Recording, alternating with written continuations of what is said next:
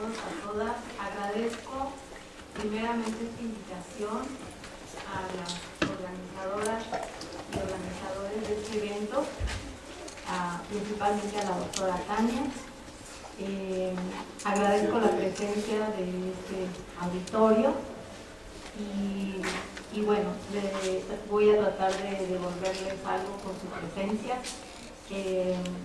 Voy a leer unas hojitas relacionadas con el contenido de una reciente publicación que tengo y que se llama así, se llama Legado Oculto. Bueno, lo que se oculta también se le oscurece, se le quita. Bueno, entonces en la publicación está digamos, como subtítulo, ¿por qué se llama así? ¿De qué se trata? O de qué va a hablar? Y habla de, bueno, en este trabajo hablo de tres personajes que son Juana de Arco, Juana de Castilla, vulgarmente calificada como Juana la Loca, y Sor Juana Inés de la Cruz Roquepuela. Tres personajes que se unen no solo por su nombre, sino por una serie de virtudes que nos dejan como legado y que han sido ocultadas de alguna manera y que los libros de historia sí las mencionan, pero las han, a mi manera de ver, estereotipado, ¿no? Por ejemplo, Juana de Arco, la que oye vocecitas y campanitas y que luego la hicieron santa, ¿sí? Juana de Castilla, no se diga, pues la loca, ¿sí? Loca pues con toda esa connotación despectiva y despreciativa y humillante y de menosprecio, ¿no? Y Sor Juana, que bueno, fue si se puede decir, la más librada de las tres, pero igual se le menciona como ahora pues esta poetisa, monja, poetisa feminista, con su estrofa de ese soneto, ¿no?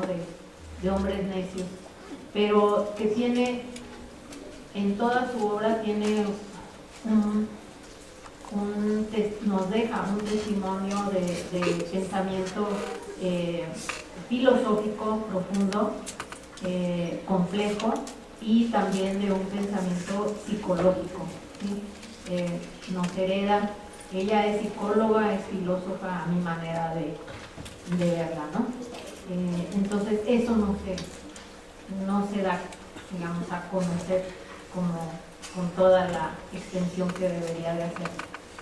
Bueno, entonces esa es una explicación breve de lo que es el libro, y entonces yo sobre estos temas hice además otras hojitas para ustedes que no son extractos de libros, sino que pues traté de inspirarme otra vez para no repetir, aunque el tema es elegido.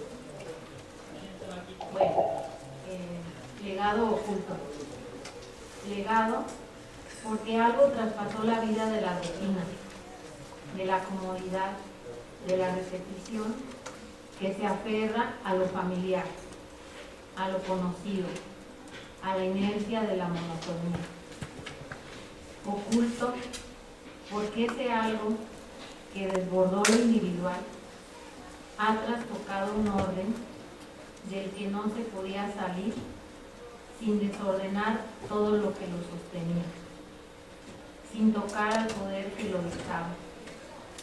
Ese poder que tiene la palabra, no solo para mandar, sino también para hablar de lo sucedido, ocultando en su narración todo aquello que sea disonante a su ejercicio, a sus prácticas de sometimiento. Estas dos palabras, legado y oculto, me llevan a recordar a tres mujeres que llaman mi atención. Tres mujeres que pertenecen a culturas y a épocas diferentes.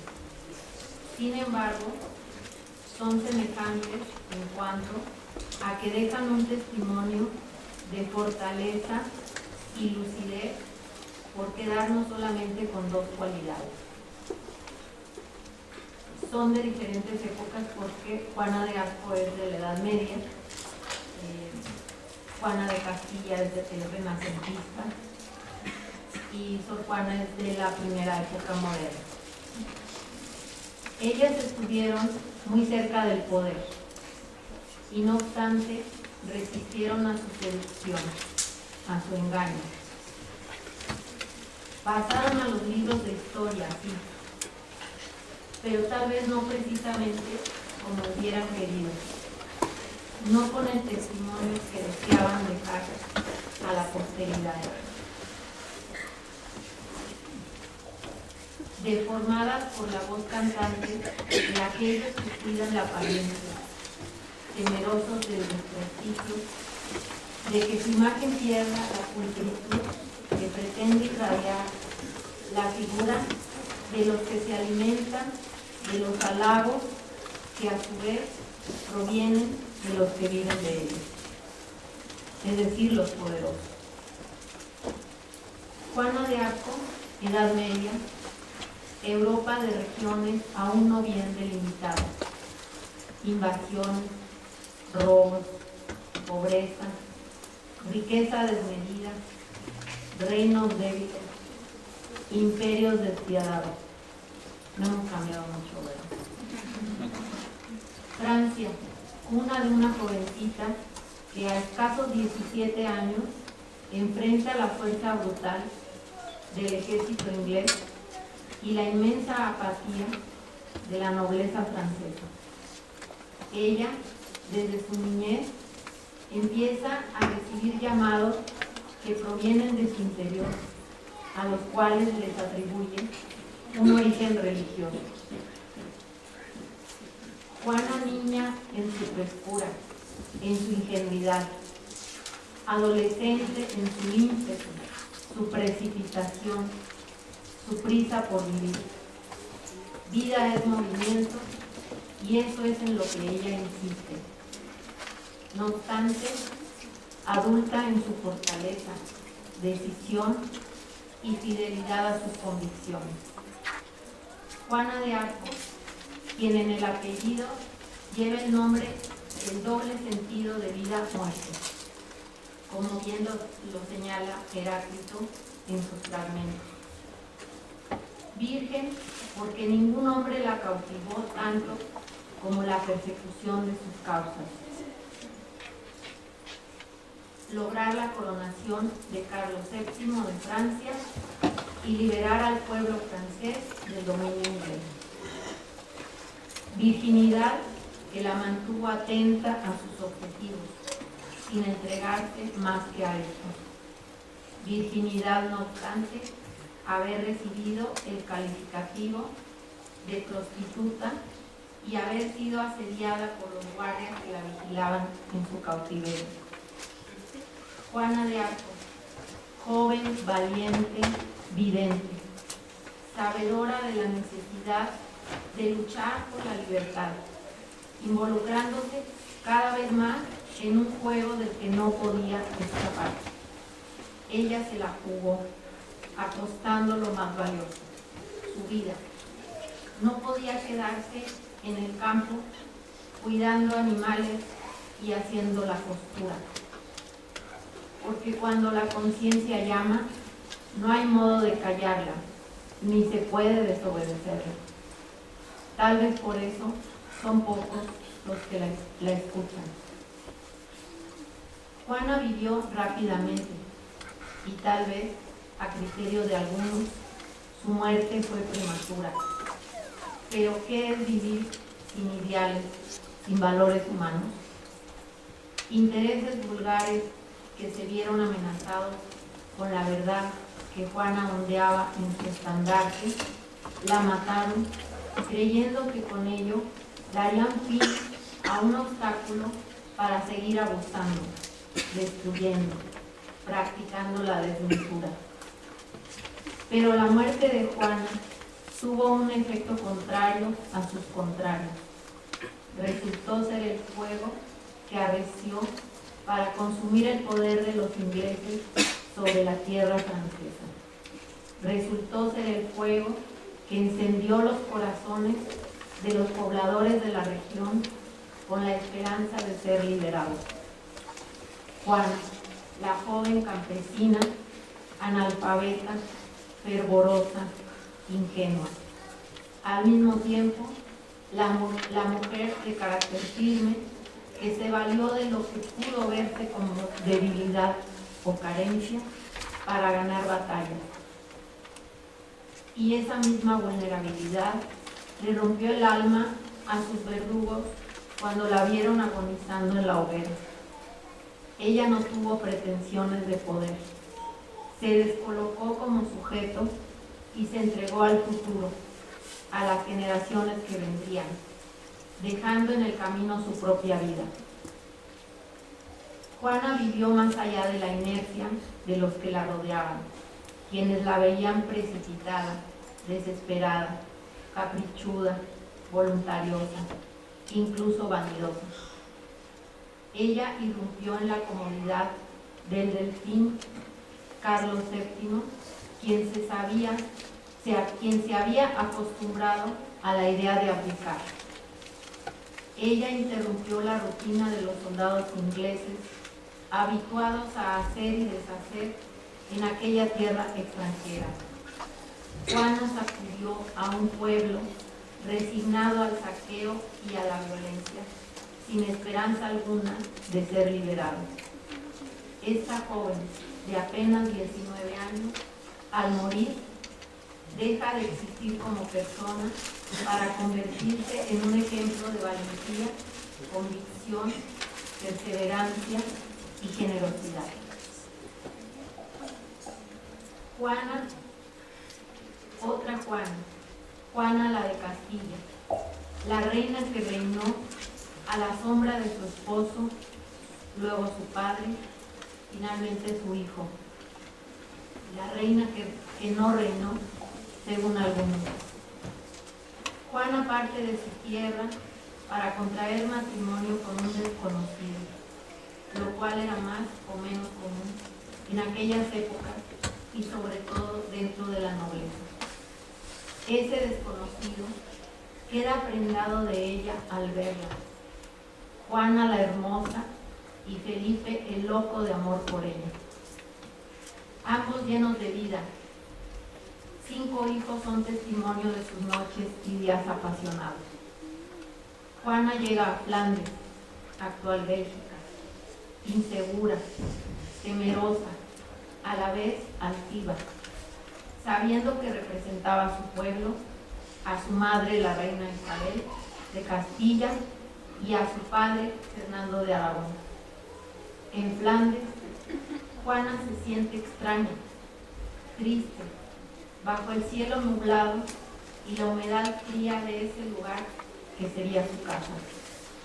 Juana, ardiente, con un marido cada vez más indiferente, con esa indiferencia que surge de la acostumbrada presencia de alguien que por lo mismo deja de tener valor para el otro. El privilegio de una esposa amorosa a su lado. Juana visita su tierra una vez casada con Felipe y encuentra a su madre acabada por el tiempo y el dolor de las muertes de hijos y nietos. Isabel contempla a su hija y desconfía de ella. No cree en sus capacidades para reinar. La quiere cerca por un tiempo y la obliga a quedarse en Castilla. Su esposo Felipe se regresa a Flandes. No le agrada el suelo español. Juana se queda más de un año sin ver a su familia. En ese tiempo nace su cuarto hijo, Fernando. Ella sufre ante la negativa de su madre en apoyarla para regresar a Flandes. Se siente impotente, se revela por su cuerpo, no come ni duerme.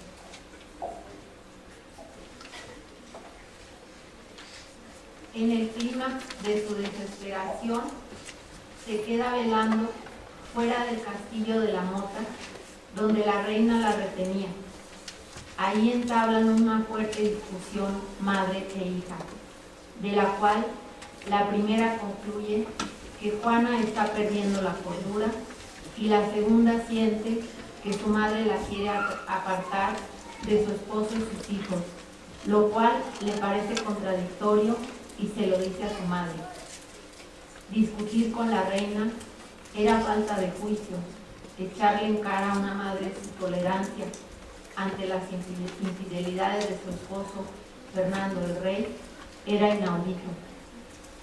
Juana enfrenta al esposo y a la reina madre.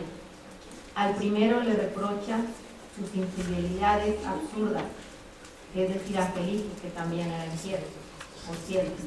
A la segunda, sus incongruencias.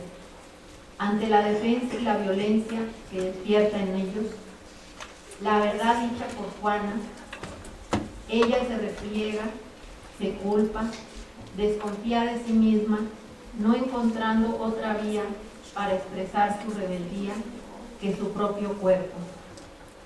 No come, no duerme.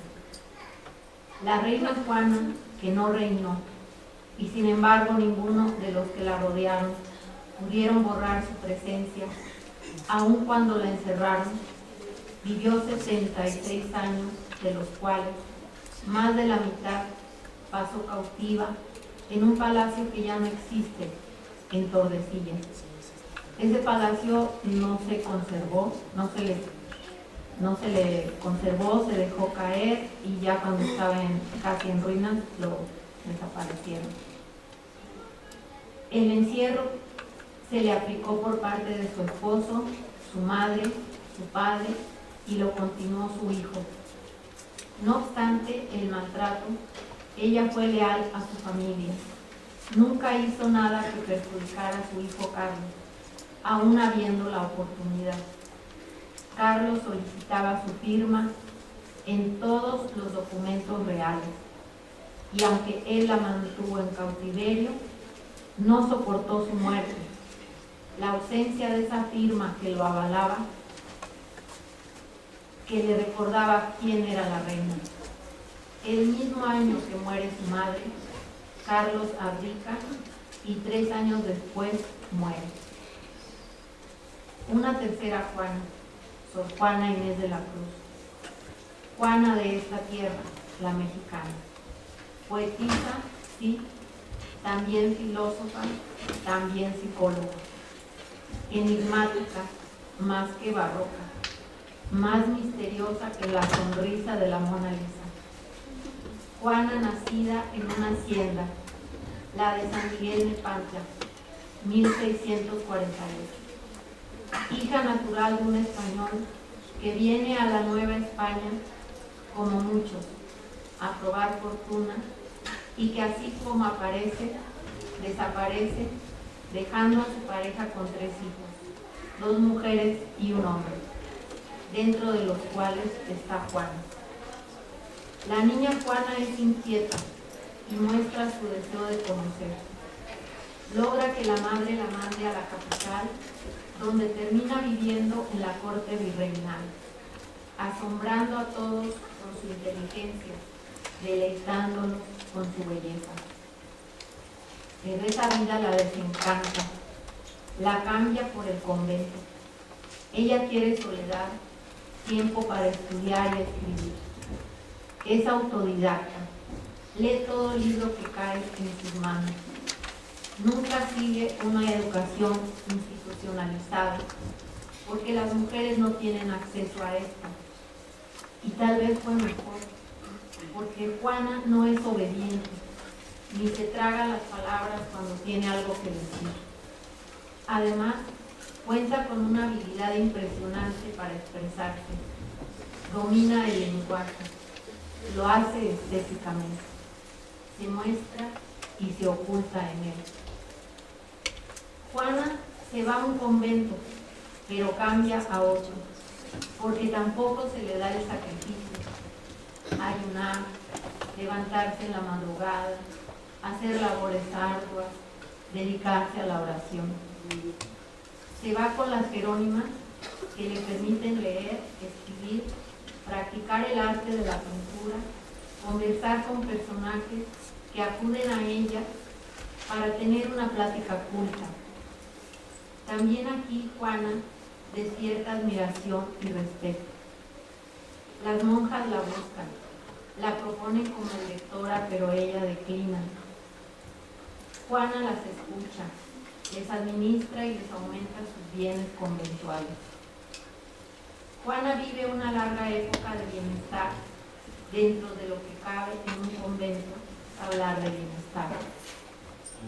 Y ahí escribe y escribe, sin poder dejar de hacerlo, como una necesidad, más grande que la de respirar o igual. Ella dice que escribe por encargo.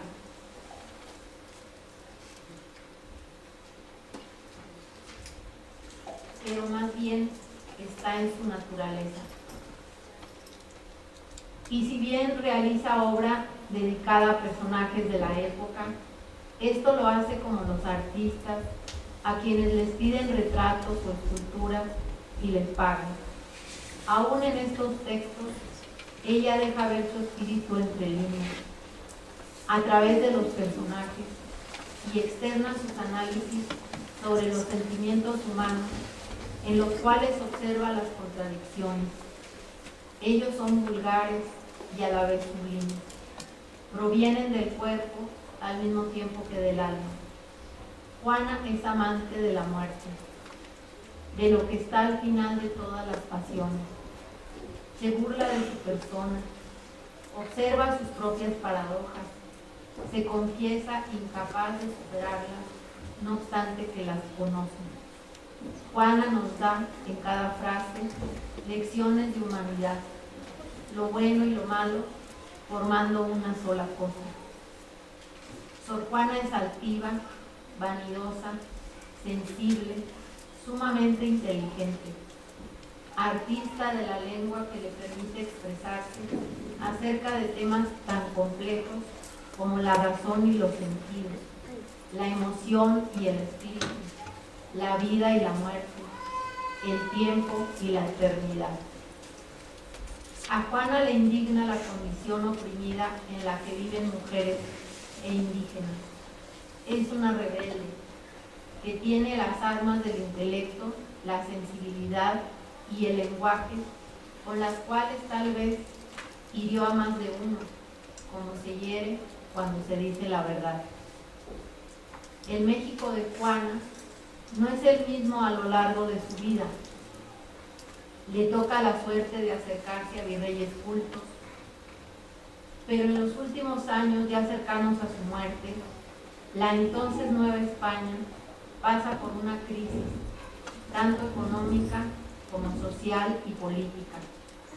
Juana se deprime, se siente desprotegida. El alto clero se le viene encima por una crítica que ella hace a una autoridad en teología. Se vive perseguida. Las circunstancias la hacen creer que ha estado en el error toda su vida. Vuelve a su confesor de antes, se arrepiente, se culpa, desea la muerte. Y esta llega a través de un contagio que ella misma busca. Se nos muere nuestra Juana, la monumental inteligencia de nuestra cultura, pero deja un legado de arte, ciencia, ejemplo de vida, por rebelde, por contestataria, por altiva, orgullosa, lúcida y a veces claridosa, siempre elegante, siempre estética, siempre Juana. En fin, son tres mujeres notables que hicieron lo que quisieron como pudieron, que tuvieron la lucidez de saber su naturaleza y fue lo único a lo que obedecieron. Son tres seres humanos de los que tenemos mucho que aprender, y no solamente de la santidad de Juana de Arco, de la locura de Juana, reina de Castilla, de los versos de la monja Sor Juana, filósofa y psicóloga. Una cabalgando por toda la Francia, otra encerrada, ajena a la historia de su España enriquecida por los tesoros del Nuevo Mundo conquistado y a la vez haciendo historia. Por último, la Juana mexicana, escribiendo sin cesar para no morir, haciendo de la verdad un arte literario. Aprendamos y sigamos aprendiendo de estas y otras más mujeres, de hombres nobles, inteligentes y valientes, que se han dado el lujo de convivir con mujeres virtuosas, parecidas a estas que hoy presentamos. Unamos seres de verdad para elevar la humanidad, sin miedos ni complejos, sin narcisismos en combate permanente, con amor y paciencia, con los sentidos atentos, el intelecto abierto y el corazón siempre desbordando de generosidad, dispuesto a dar. Bueno, les leo algunas citas para reforzar lo que dije de ella. Juana de Arco, en uno de sus juicios, que fueron muchas sesiones, y en cada sesión la hacían jurar con la Biblia, ¿no? Entonces ella decía: yo no sé sobre qué me van a interrogar, tal vez me preguntarán sobre cosas que yo no les diré, y no juraba. Y era una mujer, una jovencita analfabeta, ¿sí? Pero una inteligencia notable. Decía: yo no puedo jurar porque no sé qué me van a preguntar, y si me preguntan algo que yo no les voy a decir, pues no voy a jurar que les voy a decir todo. ¿Sí? Les voy a leer también lo que le ponen como, digamos, como letrero identificatorio cuando la ponen en la hoguera. Todos los calificativos van a ver. Juana, que se hacía llamar la Pucel, mentirosa, perniciosa, engañadora del pueblo, hechicera, supersticiosa, blasfema de Dios, presuntuosa, descreída de la fe de Jesucristo, jactanciosa, idólatra, cruel, disoluta, invocadora de los demonios, apóstata, cismática y hereje. Eso era Juana para los que la mataron. Bueno. Luego, Juana de Castilla. Es un testimonio de esta es un testimonio de la reina Isabel después de que discute con ella, ¿no? Y dice: y entonces ella, la princesa Juana, me habló tan reciamente de palabras de tanto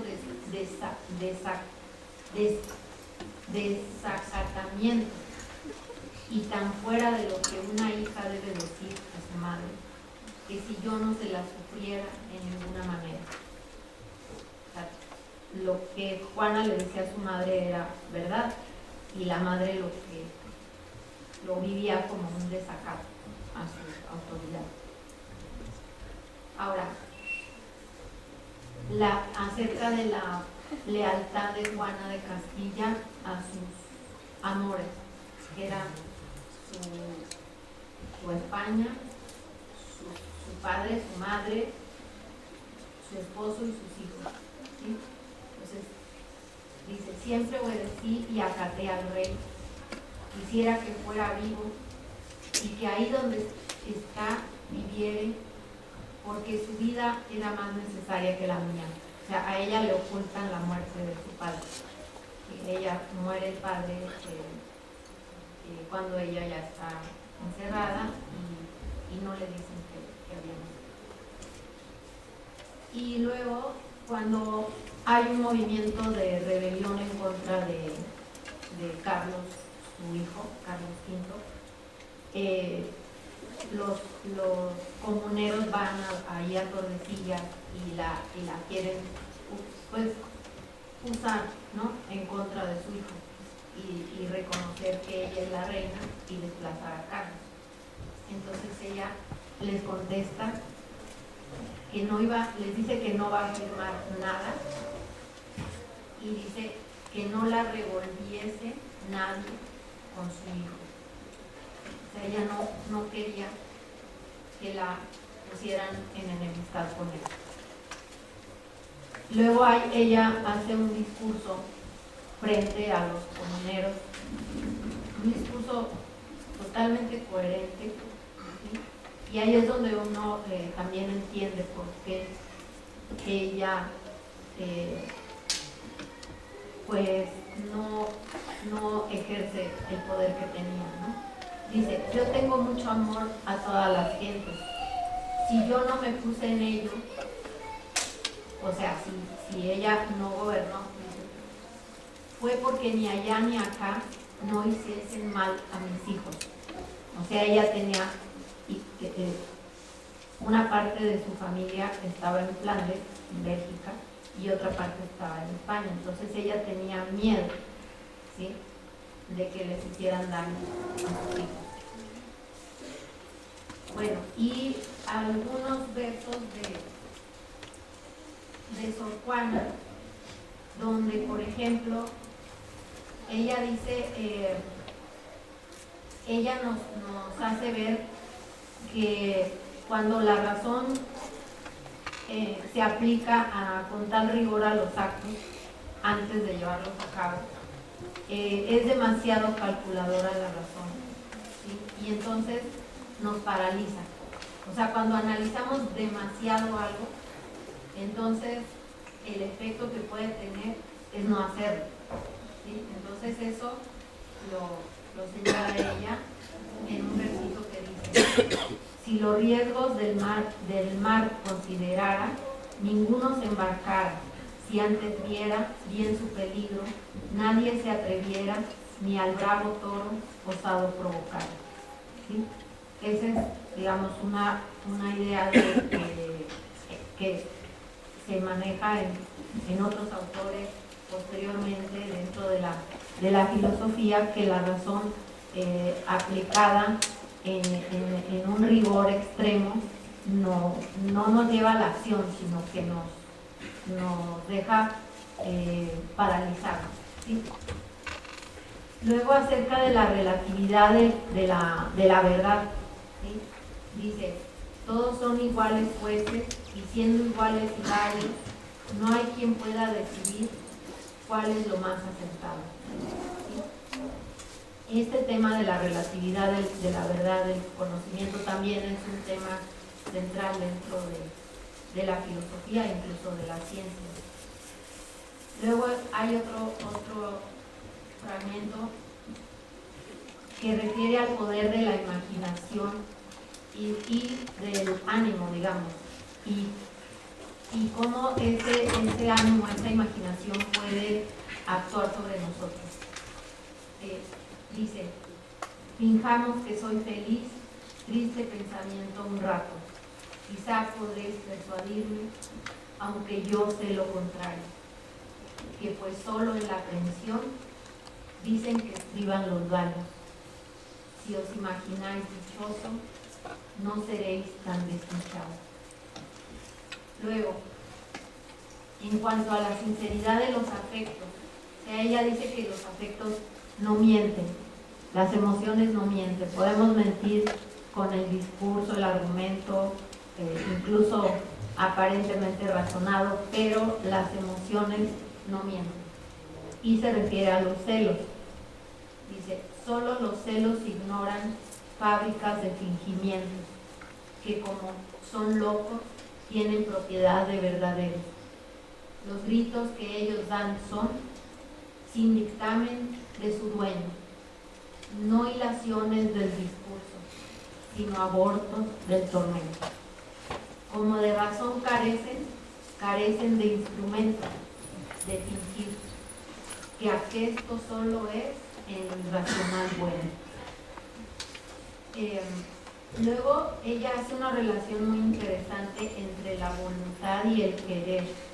O sea, para ella la voluntad no es producto de la razón. Y luego, siglos después viene Schopenhauer a confirmar esto, ¿sí? Y entonces, leo un pedacito, dice: no amarte tuve propuesto, mas proponer de qué sirve, ni qué importa que en un pecho donde la pasión reside, se resista la razón si la voluntad se rinde.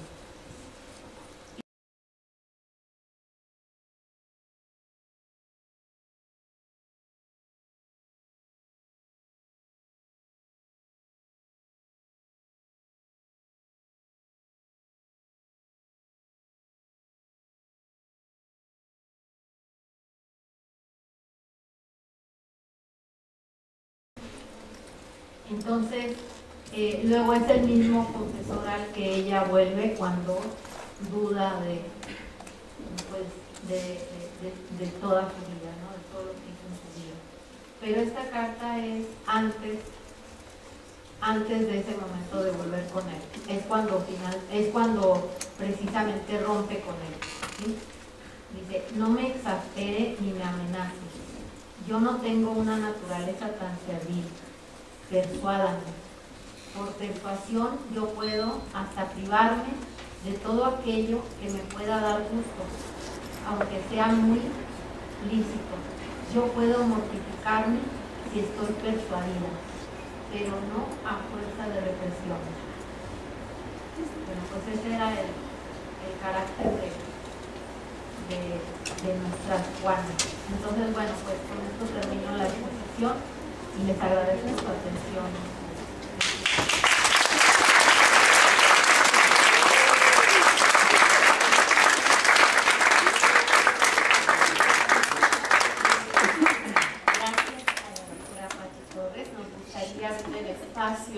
Para preguntas, inquietudes,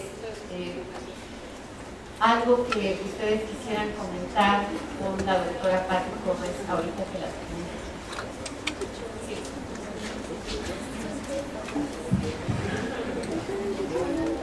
Sí. Hola, buenas tardes. Relaciono un montón la presentación con las ponencias anteriores.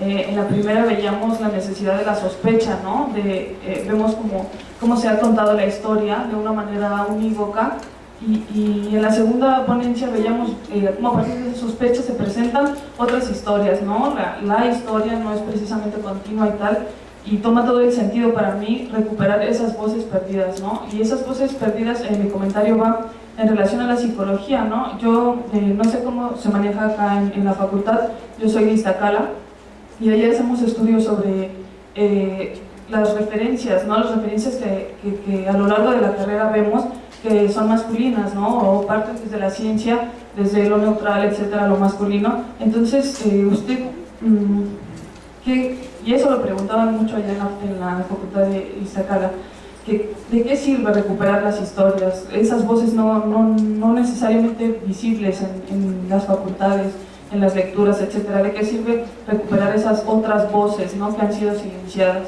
Esa sería mi pregunta, y gracias.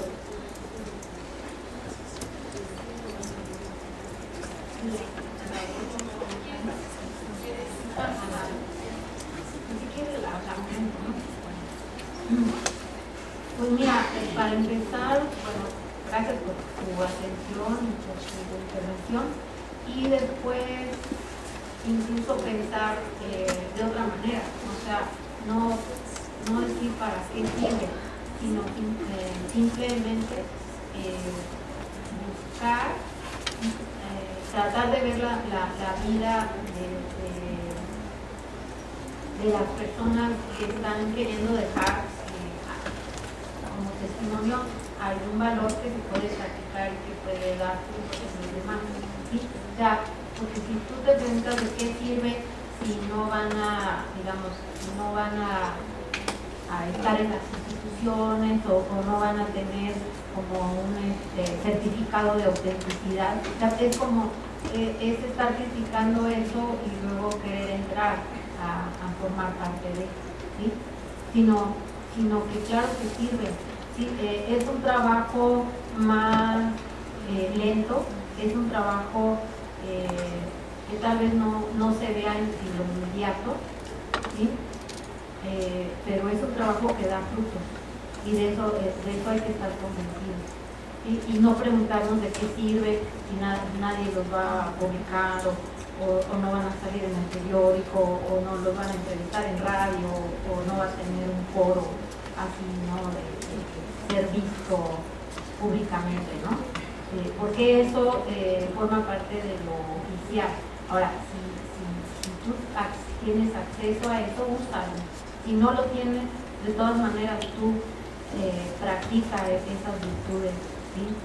De la generosidad, la fortaleza, la convicción, y esto te va a trascender, porque no vivimos solos, estamos rodeados de personas que nos están observando en lo que hacemos y lo que dejamos de hacer, lo que decimos, lo que pensamos, y estamos dejando un testimonio en ese sentido, ¿sí?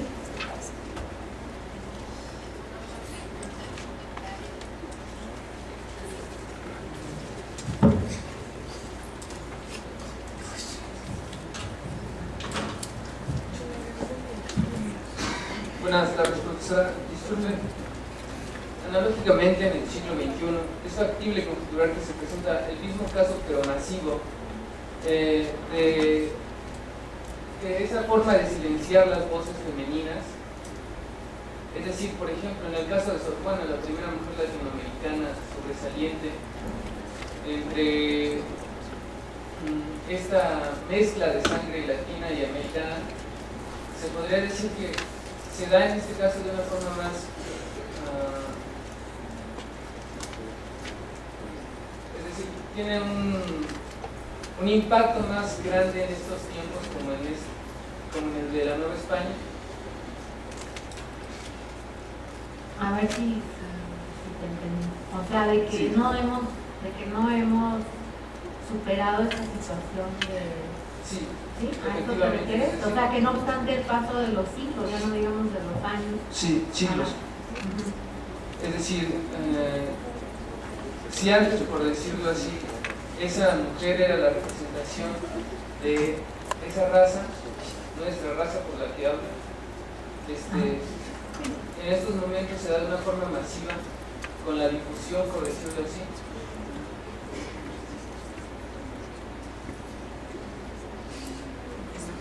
A ver, ahora sí ya te entendí. Bueno, disculpe, es que es una representación que ahora se hace a gran escala, en la Ajá. cual a la mujer se le culpa sobre su tenacidad y su inteligencia, en la cual le dice, esto está mal y tiene que ser de esta forma porque es el lado femenino de ver la vida, o la filosofía femenina en la cual se emplea a lo largo de toda la existencia.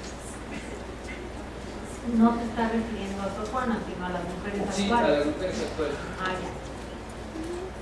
Bueno, a ver, de lo que entendí que comentas, pues sí, o sea, socialmente somos, como les comento a mis alumnos, somos muy lentos para cambiar. O sea, las sociedades no cambian rápidamente, tardan siglos en asimilar un cambio. O sea, el cambio se da la ruptura, ¿sí? Pero para asimilarla y para poderla socializar se va mucho tiempo, ¿sí? Ahora, sigue habiendo, digamos, trabas de las propias mujeres para creer en ellas mismas, para creer en su palabra y en su manera de pensar y de sentir, para darle valor, ¿sí? a su propio sentimiento, pensamiento y lenguaje y discurso, ¿sí? Ese es un problema. Justo a eso me refiero. Entonces, por ahí se puede trabajar mucho, porque también esto de victimizar o de victimizar a las mujeres y culpabilizar a la sociedad no es algo extraño a nosotros, ¿sí? O sea, por ejemplo, hablamos de la impunidad de los políticos, ¿sí? Y sin embargo, nos podríamos preguntar nosotros mismos cuántas veces hemos sido impunes en el sentido de hacer un daño y ocultar la mano. O sea, ¿quién fue? No, ¿quién sabe? Yo no fui. Eso es impunidad, porque no recibiste la consecuencia del daño que hiciste. Entonces, en ese sentido, o sea, a nivel macro están ahí los políticos, ¿no? En la vitrina, que ya se les está, digamos, ya son más visibles sus actos corruptos, su impunidad, su desmesura, qué sé yo. Pero en lo micro, ¿cómo nos estamos portando entre nosotros? ¿Sí? Entonces, bueno, o sea, las sociedades somos nosotros. Entonces, si estamos hablando de la condición de las mujeres y del valor que se les concede o que se nos concede en los espacios sociales, incluso el lugar, tener un lugar, tener una presencia, porque físicamente pues sí, pero no somos cuerpos inanimados ahí con una mesa, una silla que es un lugar en el espacio nada más. Los lugares humanos son lugares que nos ganamos, son presencias que nos ganamos. Podemos estar ahí y nadie se da cuenta de que estamos.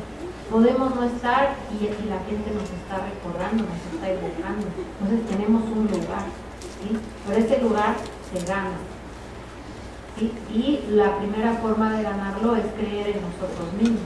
O sea, cultivarnos y creer en el valor de nuestras palabras, de nuestras acciones y de nuestro pensamiento, ¿sí? Y por ahí empezaría el cambio con nosotros, ¿sí? Y ya sumando, pues se nota.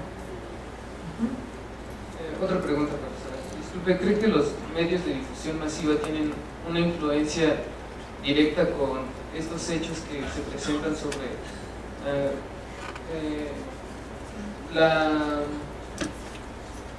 la participación femenina en la evolución intelectual de la raza humana? Bueno, los medios son medios, no, digamos, no son recursos que trabajan para que les da financiamiento, ¿sí? O sea, son recursos para difundir ideas, ¿sí? Pero que existen porque son financiados, ¿sí? Y ahora sí, como dicen, el que paga manda.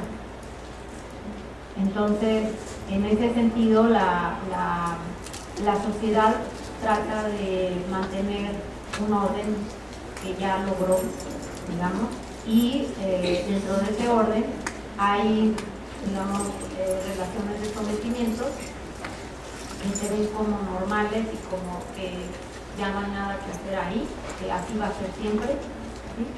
Y dentro de esas relaciones de sometimiento pues están las relaciones hombres-mujeres, ¿no? Entonces, es la primera diferencia, digamos, ¿no? Hombre-mujer. Entonces, bueno, sobre esos cimientos de relaciones de sometimiento se va haciendo el edificio social actual. Y bueno, si los medios reciben recursos y los recursos son condicionados, ¿sí? Entonces, yo te voy a financiar, pero tu línea tiene que ir por aquí, ¿sí? Entonces, los medios que se dicen independientes, pues aún así se tiene que preguntar independientes de quién, porque finalmente se necesita dinero para poder difundir la información. Muchas gracias. Sí.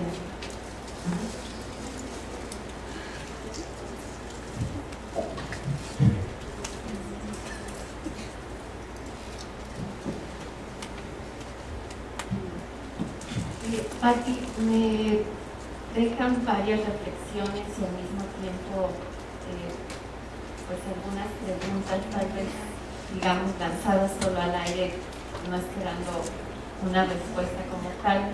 Lo primero que me llama la atención es que a lo largo de estas tres historias que tú nos dices, constantemente aparece este discurso de descolocarse como sujetos, aparece la culpa, la duda y la cuestión de los afectos como un mecanismo, como una estrategia, digamos, en la posibilidad de ser agentes o sujetos, ¿no? Tú lo decías cuando, por ejemplo, alguna de las Juanas ponía en cuestión no hacer nada con tal de no poner en peligro a su familia en uno u otro escenario. Y eso me parece, pues, importante y grave porque estamos, como bien lo dijiste, hablando de distintas épocas y hoy por hoy en el trabajo que hemos estado haciendo, en mi caso, trabajando con mujeres, siguen siendo las mismas razones, las mismas, digamos, estos mismos discursos en torno a la culpa, en torno a esta ligación con los afectos como una forma, pues, de descolocarse como sujetos, ¿no? Y entonces me parece, digamos, en la reflexión un poco en esto que se tira hacia afuera, me queda claro que no es un asunto de las mujeres por ser mujeres, no estamos hablando de toda esta condición estructurante que promueve ciertas subjetividades. Pero dijiste algo que me llamó la atención respecto a Sor Juana, que ella menciona la razón aplica, ¿no? Detiene, porque se vuelve calculadora. Y pensaba que a veces en este trabajo que estamos haciendo con las cuestiones de género, la razón, digamos, viene mucho de esta visión androcéntrica, de esta visión patriarcal en el sentido de traducirlo a racional. Pero lo que pongo en cuestión aquí es, al mismo tiempo de esa frase, hablabas de la sinceridad de los afectos y de que estos parecen estar como menos sujetos a fingir. Entonces, mi pregunta es, en el reto, en el trabajo que tenemos por transformar una sociedad, por generar un cambio en la dinámica de las relaciones que tenemos hombres y mujeres, ¿cómo este papel tienen los afectos desde tu mirada y cómo entender esta idea de la razón, que sea una razón que no paralice, sino que nos permita, y además me parece grave, pero así se mencionó, la voluntad no siempre es resultado de la razón. Entonces, ¿para dónde caminamos? Bueno, pues tu intervención toca un punto muy complicado, ¿no? En el sentido de redefinir o incluso resignificar la razón. ¿Sí? Esa razón que se ha identificado como calculadora, como al servicio de intereses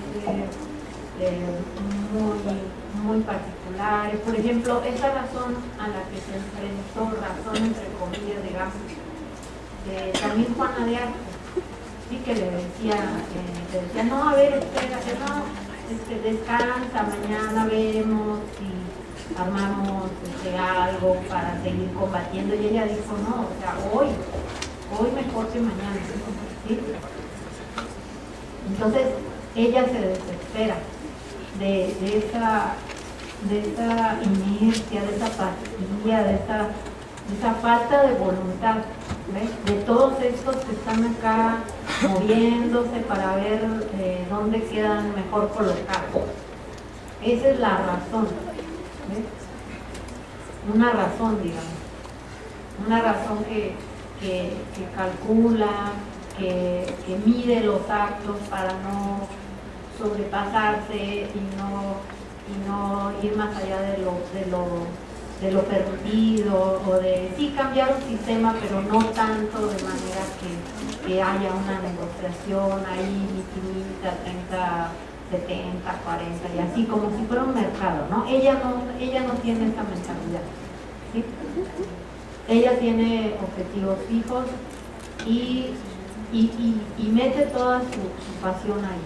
O sea, no se trata, como comentamos en clases, no se trata de eliminar las emociones o los afectos, además ni podemos y no va por ahí, ¿no? Se trata de capitalizarlos, de guiarlos hacia objetivos nobles, ¿sí? Entonces, eso por un lado. En el caso de Juana de Castilla o Juana la Loca, ¿sí? Digamos, toda esta gente que la rodea, que parecen buitres, ¿no? Que están ansiosos de tener el poder. Pues imagínense esa España renacentista, riquísima, o sea, con un dominio que se extendía pues hasta el Nuevo Mundo. Pues cualquiera no quería dominar ahí, ¿no? Y bueno, ella, mujer, rebelde también,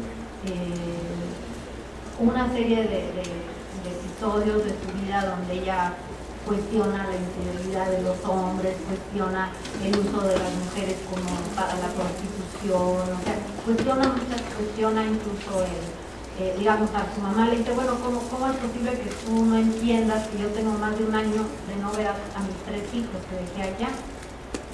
¿Cómo quieres que me ponga? O sea, nada más imagínense eso ustedes, ¿no? Entonces, todo eso era Juana la Loca, ¿no? Entonces ella tenía razón de proteger a su familia. Ella sabía en medio de qué huracán estaban, ¿sí? Y sabía que cualquier movimiento de ella iba a ir en contra de sus hijos porque ella no los tenía. Ella nada más tenía a la más chiquita, ¿sí? Porque hasta al otro hijo que nació ahí, Fernando, también se lo quitaron. ¿Qué mujer no se vuelve loca? Loca en el sentido ese digamos, de que le trastorna su vida completamente, ¿sí? O sea, es una vida trastornada por toda esa presión. Entonces, ella tenía razón, ¿sí? Una razón que no exhibe motivos, digamos, argumentos de poder, sino argumentos totalmente de los pies puestos en la tierra. O sea, algo le iba a pasar a sus hijos y algo le iba a pasar a su hijo Carlos, que estaba ausente cuando hubo esa rebelión. ¿Sí? Y ya no estaba su padre. Y entonces, ¿qué iba a hacer de España? ¿Quién la iba a gobernar? ¿Sí? Y todo, digamos, todo lo que poseía España. Entonces, es otra manera de razonar, ¿sí?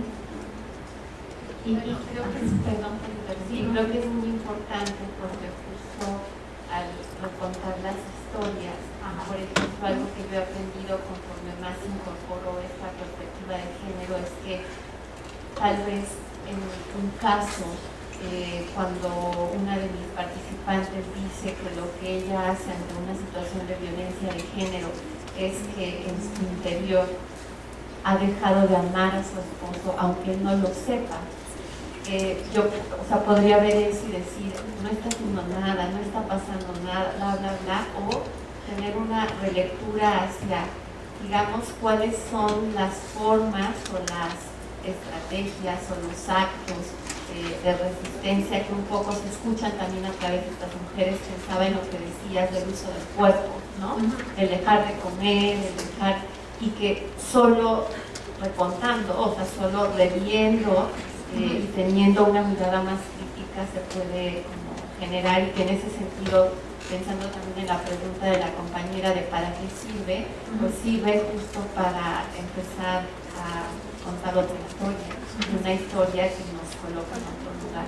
Muchísimas gracias.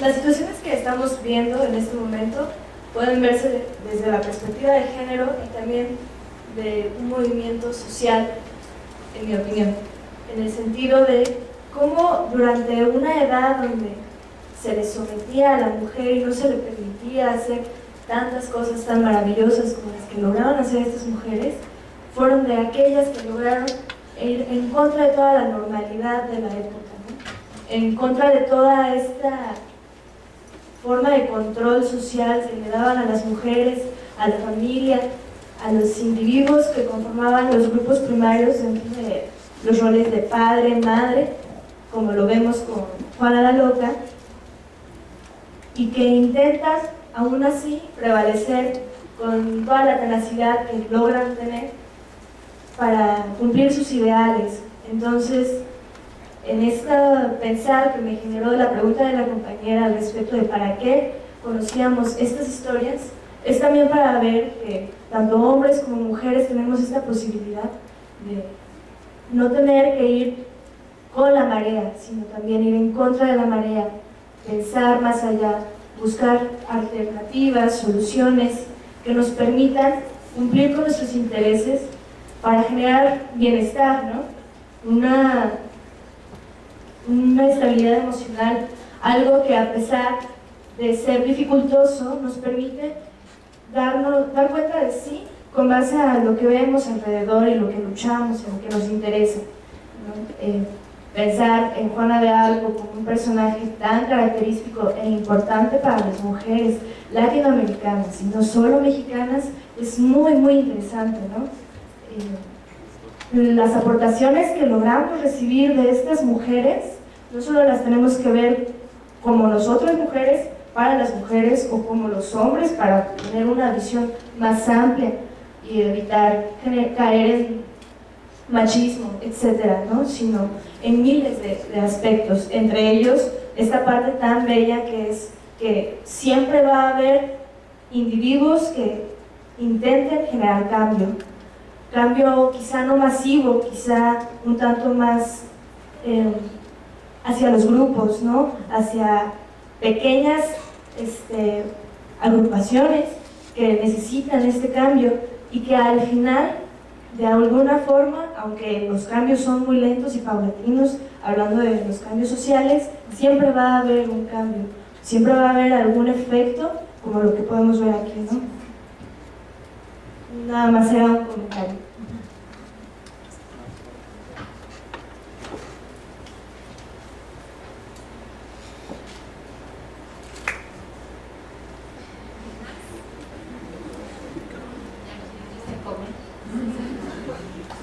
Bueno, pues nuevamente les pido un fuerte aplauso para la doctora Patti.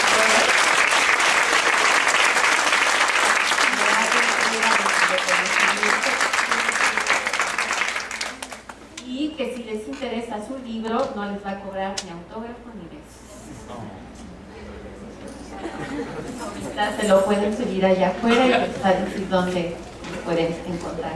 Muchísimas gracias, Patti, por estar aquí con nosotras y ojalá que sigan sus estudiantes estando aquí, se los agradeceremos.